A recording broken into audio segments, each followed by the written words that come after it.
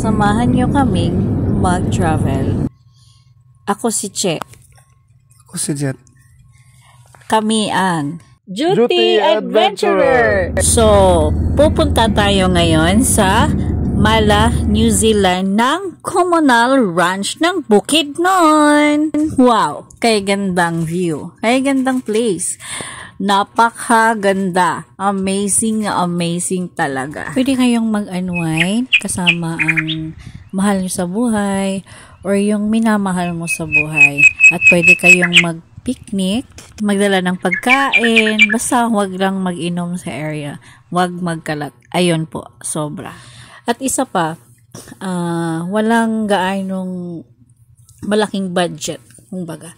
Kasi yung entrance fee nila dito is nasa 70 pesos lang at saka 200 pesos naman sa parking fee. Travel guide natin kung private car is 230 kilometers or 5 hours ang travel from Davao City. At kung nasa Cagayan de Oro naman kayo, Misamis Oriental, is nasa 77 kilometers or 1 hour and a half ang travel time natin. About sa pagkain, meron po ditong tindahan. Check nyo na lang sa ating aerial view. May dalawang bahay po dyan, nasa gilid. Pwede kayo makabili dyan ng mga simpleng pagkain lamang. Mamili na lang po kayo. May chicken, may bihon, may pinilitong isda, gulay, or mga panghimagas like ice cream, soft drinks, etc. Or malamig na tubig, meron din sila. Isang advice lang, magdala kayo ng umbrella just in case sa init or ulan, or kung gusto nyo, magrenta na lang kayo doon. At kung gusto nyo mag-picture sa horse is 50 pesos ang bawat isa.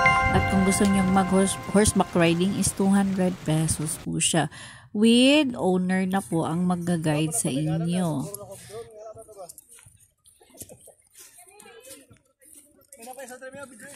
Hanggang dito na lang po. See you for our next vlog. Click nyo na lang ang bell button for our next travel update. Maraming salamat po. See you and God bless us all. Enjoy!